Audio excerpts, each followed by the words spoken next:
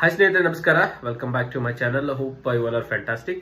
So social ಮೀಡಿಯಾದಲ್ಲೆಲ್ಲ ಹದಾಡ್ತಾ ಇರೋ ಒಂದೇ ವಿಚಾರ ಇವಾಗ ಏನಪ್ಪಾ ಅಂದ್ರೆ KS ರೀ ಎಕ್ಸಾಮ್ ಆಗ್ಬೇಕು ಆಗ್ಬಾರ್ದು. ಸೊ ಇದ್ರ ಬಗ್ಗೆ ತುಂಬಾನೇ ಡಿಸ್ಕಸ್ ಆಗ್ತಾ ಇದೆ. ಹಲವಾರು ಪಾಯಿಂಟ್ಸ್ ಗಳ ಬಗ್ಗೆ ಜನರು ಧ್ವನಿಯನ್ನ ಎತ್ತಾ ಇದ್ದಾರೆ. ಸೊ ನಾನ್ ಹೇಳ್ತಾ ಇರೋ ಒಂದು ಪಾಯಿಂಟ್ ಏನಪ್ಪಾ ಅಂದ್ರೆ, ಕೆಲವೊಬ್ರು ಏನ್ ಹೇಳ್ತಾ ಇದ್ದಾರೆ ಅಂದ್ರೆ ಅಸ್ಪಿರೆಂಟ್ಸ್ ವಿಚಲಿತ ಆಗ್ತಾ ಇದ್ದಾರೆ ಅಂತ ಹೇಳ್ತಾ ಇದ್ದಾರೆ. ಸೊ ಆ ಪಾಯಿಂಟ್ ಬಗ್ಗೆ ಮಾತ್ರ ನಾನು ಮಾತಾಡ್ತಾ ಇರೋದು.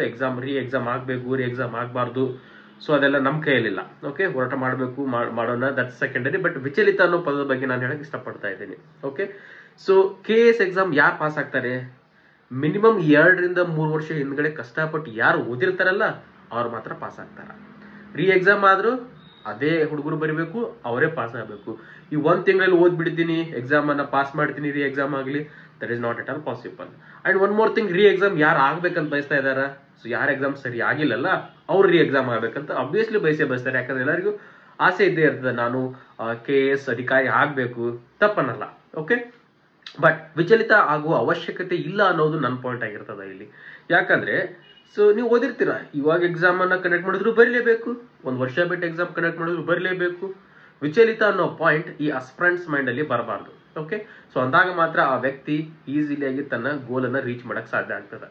ಓಕೆ, ಸೊ ಇವಾಗ ಮೇನ್ ಪ್ರಿಪರೇಷನ್ ಮಾಡ್ಬೇಕು ನೀವು. ಓಕೆ, ಬರೀತಾ ಪ್ರಾಕ್ಟೀಸ್ ಮಾಡ್ತಾ ಹೋಗ್ಬೇಕು, ಮಾಡಿ. ಅದ್ರ ಜೊತೆಗೆ ಈ ಪ್ರಿಲಿಮ್ಸ್ ಅನ್ನ ರೀ ಎಕ್ಸಾಮ್ ಮಾಡ್ತಾರಂತ ಅನ್ಕೊಳ್ಳಪ್ಪ. ಸೊ ನೀವು ಓದಿದ್ರಲ್ಲ ಹಿಂದೆ 2 ರಿಂದ 3 ವರ್ಷ, ಸಾಕಲ್ಲ. ಮತ್ತೆ ಇವಾಗ ಏನ್ 1-2 ತಿಂಗಳಲ್ಲಿ ಮತ್ತೆ ಓದಕ್ಕಾಗತ್ತ? ಆಗಲ್ಲ. ಯಾಕಂದ್ರೆ ಆಲ್ರೆಡಿ 2 ಬಾರಿ ಆಗಿರ್ತಕ್ಕಂಥ ಎಕ್ಸಾಮ್ ಇದು. ಮೊದಲನೇ ಸಲ ಓದಿದಾರ, ಎಕ್ಸಾಮ್ ಬರ್ತಿದಾರ, ಅದೇನೋ XYZ ರೀಸನ್ಗೋಸ್ಕರ ಕ್ಯಾನ್ಸಲ್ ಆಯ್ತು. ಇವಾಗ ಮತ್ತೆ ಎಕ್ಸಾಮ್ ಕಂಡಕ್ಟ್ ಮಾಡಿದಾರ, ಮತ್ತೆ ಓದಿದಾರ, ಮತ್ತೆ ಎಕ್ಸಾಮ್ ಬರ್ತಿದ್ದೀರಾ. ಓಕೆ, ಅದು ಕೂಡ ಸಮ್ ಏನೋ ಆಗ್ತಾ ಇದೆ ಡಿಸ್ಕಷನ್ಸ್, ಫೈನ್.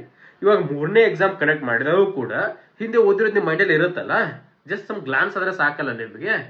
ಸೊ ನೀವು ಏನ್ ಮಾಡ್ಬೇಕು, ಇವಾಗ ಮೇನ್ಸ್ಗೆ ಫೋಕಸ್ ಮಾಡ್ಬೇಕಾಗಿರ್ತಕ್ಕಂಥದ್ದು ಮೇನ್ ಆಗಿರ್ತಕ್ಕಂಥ ಥಿಂಗ್.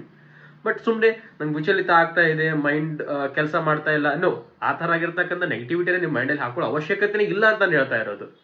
ಮೇನ್ಸ್ ಎಕ್ಸಾಮ್ಗೆ ಫೋಕಸ್ ಮಾಡಿ, ಎಲ್ಲವನ್ನು ಬರ್ದು ಪ್ರಾಕ್ಟೀಸ್ ಮಾಡಿ, ಡೆಫಿನೆಟ್ಲಿ ನಿಮ್ಗೆ ಹೆಲ್ಪ್ ಆಗ್ತದೆ. ಒಬ್ಬ KS ಅಸ್ಪಿರೆಂಟ್ಗೆ ಅದೇ ಬೇಕಾಗಿರ್ತಕ್ಕಂಥದ್ದು ಅನ್ನೋದನ್ನ ಹೇಳಬೇಕಾಗಿತ್ತು. ಅದಕ್ಕೋಸ್ಕರ ಈ ಒಂದು ವಿಡಿಯೋ ಮಾಡಿದೆ. ಓಕೆ, ಸೊ ನನ್ನ ಅನಿಸಿಕೆನ ಹೇಳಿದ್ದು. ಇದರಲ್ಲಿ ಹಲವಾರು ನೆಗೆಟಿವ್ ಕಮೆಂಟ್ಸ್ ಕೂಡ ಬರಬಹುದು, ಬಟ್ ಎಲ್ಲರಿಗೂ ತಮ್ಮದೇ ಆಗಿರ್ತಕ್ಕಂಥ ಸ್ವಂತ ಮಾತನಾಡೋದು.